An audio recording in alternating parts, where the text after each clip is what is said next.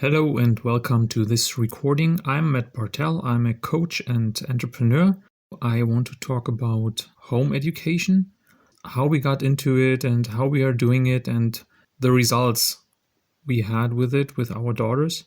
So maybe a little bit to our backstory. So we are a German family. We have three daughters, now 19, 16, and 8 years old. The first time we came into touch with home education and homeschooling was in 2011. My oldest daughter got into school in 2010, and after just 1 year, we experienced that she was really bored in school. So we talked to the teacher, and she said, "Yeah, so Eva is very fast learner, and she's picking up everything very quickly. Yeah, we can't really teach her much."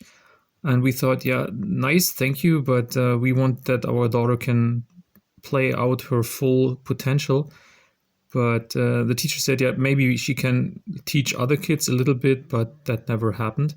We looked up the internet and looked information and watched different videos on YouTube about people who home educate and homeschool their kids.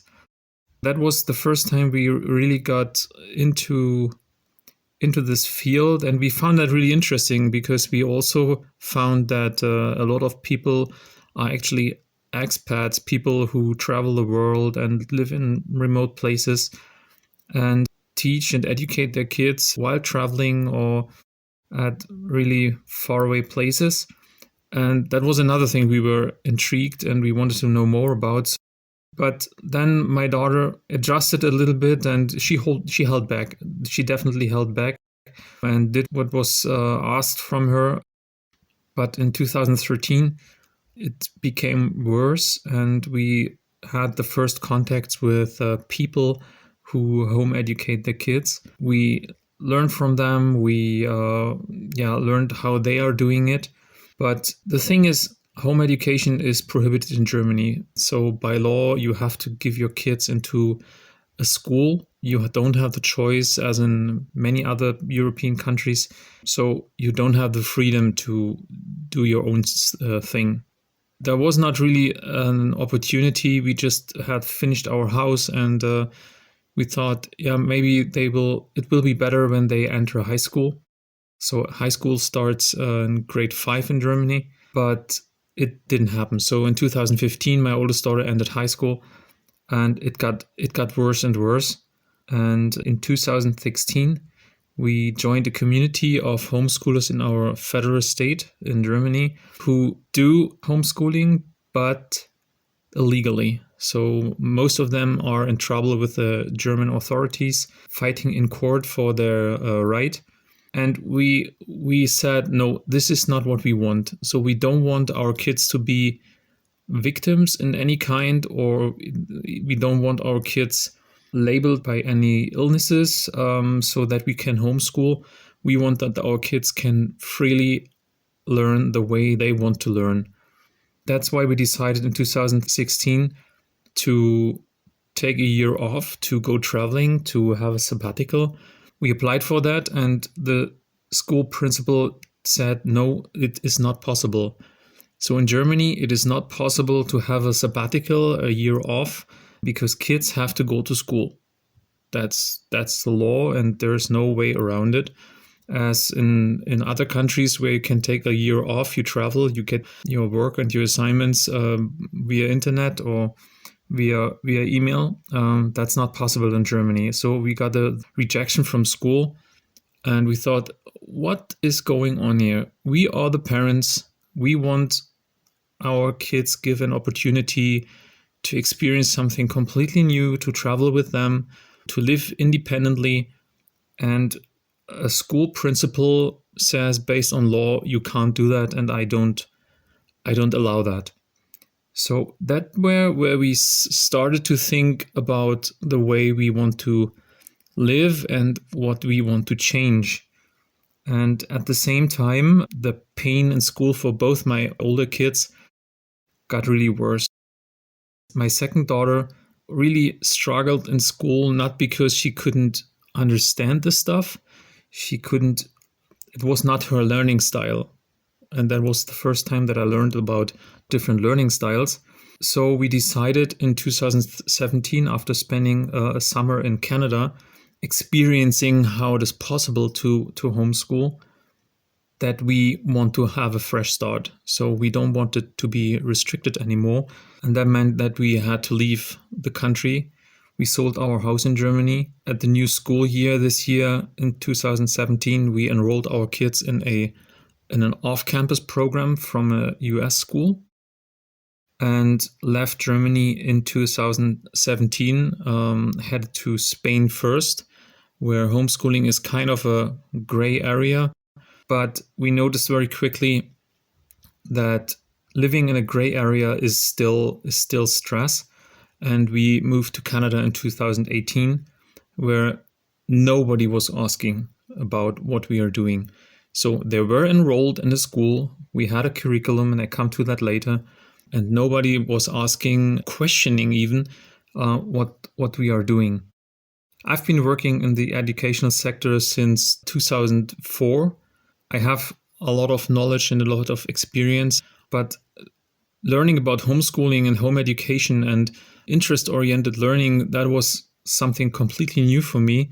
And I dived deep into it and educated myself, started learning from scratch. So that in 2020, I joined the school as an advisor, and I worked with families all over the world, helping them to homeschool, to unschool, which is another way of educating kids where no curriculum is given, where no restrictions are made, so the kids decide on their own what they want to learn. It has advantages and disadvantages. I'll look into that later. In 2022, my oldest daughter graduated from the US high school with very good results. That is for me proof that it is possible to educate your kids at home. And not only that, during this process, she learned what she really wants to do in her life. And I'm pretty sure when she would have been moved on with public school, she wouldn't have experienced that and discovered that. So she wants to become a violin maker. This is something very unique. I never thought about that before. So it came completely out of her. And during the time, she was able to, do the stuff she wants. And at this point, I want to dive into how we home educate our kids. I said that we enrolled her in an off-campus program. The school itself is a Michigan-based high school with an off-campus program. The school has programs in different countries all over the world. So in Germany, in Portugal, in France, in Spain, and a couple of others. And this school works with a so-called full circle learning, which is the student chooses what they want to learn, and then they go through a planning phase where they plan what they want to do during the semester. That's before the semester. And then during the semester, they go through the plan and they execute and they do adjustments. And in the end, they write a report, the reflections, a summary of what they've learned. And the interesting thing is they grade themselves, and they got graded by a mentor or tutor. So, and like the median of this grading is then the grade they have on their transcript. And this is a very interesting concept because it is competence-based. So you have a framework of different competences. And once you've finished the semester, you go through the list and you say, okay, I reached this. And as an advisor, I saw they go through it very, very honestly. So people could say, yeah, but they cheat because they want the best grades. That's not true. That might happen, but they only fool themselves. I experienced that students and tutors are very carefully considering the grades they're giving themselves or the students. Basically, the foundation of this approach is interest-oriented learning. So the student learns what he or she is interested in. There are boundaries. So, for example, there are credits, hours you have to make in math, in science, in sport, in art, but the elective part where the student can choose what they want to learn, it's very elaborated, it's very big, so that they have a lot of opportunities to learn what they want. I saw so many different things, from learning how to sail. My daughter, with her violin making, she took a course in violin making and built her own violin in her last high school year, to science-based projects, so art projects. So it is very, very broad, this area, and it is really what the student wants and want to learn. Learning languages, which is not part of the curriculum, like my second daughter learning Korean. Looking at all of this, there are for sure challenges parents will be faced, and one of the biggest, in my opinion, is the deschooling phase. My kids left school in grade 7 and 5, and they were really into the school for a long time, and you have to unlearn the structure of school. And this phase is called deschooling. Each kid is different. Many kids adjust very quickly, so they intuitively know what to do. But then you have kids, especially the older ones, who struggle having freedom now for a long time. Usually the rule of thumb is that the years of attending school is the number of months you need to deschool. For my oldest daughter, it was longer than that. It was quite a painful time because she didn't know what to do with the free time. She didn't know what pursue. She wasn't interested in stuff because nobody was there anymore telling her what to do. But then something happened after, I guess, 10 months. Suddenly she started to say, oh, I could do this, or I could do that. Where I thought, what's happening now?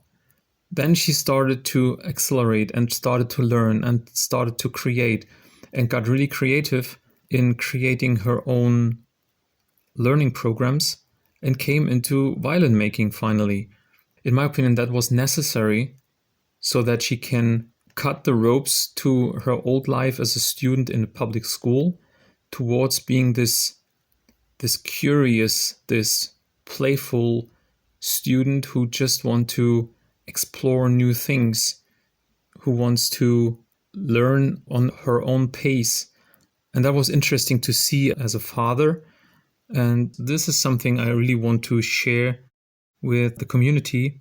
My youngest daughter entered school 2 years ago. She now finished grade 2.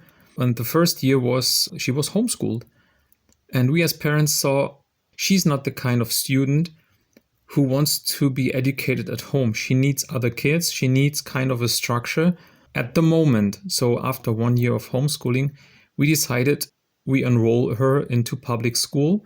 And since we're living in Portugal, so it's the Portuguese public school system, and she entered grade 2 in the next village. And it is when I see how she is progressing and living school life, she's perfectly fine with being in this environment. So the message, one of the main messages today is, look at your kids, look at their strength, look at their behavior, what they really need, what they really want. And if you want to homeschool and you see, but they don't want, then don't force them. And when you see, oh, they struggle in school so much, try to give them the opportunity to explore what it is to be an independent learner. Finally, I don't regret that we did that step in 2017, because what I see now in my daughters is this desire to learn, this desire to create, and this desire to be entrepreneurial. And my wish would be that school creates something similar in students, but in my opinion, there have to be a lot of changes in the way schools are run. And this is my work as a coach. This is my work as an entrepreneur. This is my work as part of ecology and the branch of educology, where we are working together to create new programs, new approaches of how to learn, how to educate kids. I'm interested in your opinion about that topic. Drop your comments and let me know what your experiences are, what your thoughts are. even when you have to say something different, you have a different opinion, feel free to comment in the lower section. And I'm looking forward to hearing from you. Thank you. And yeah, bye-bye.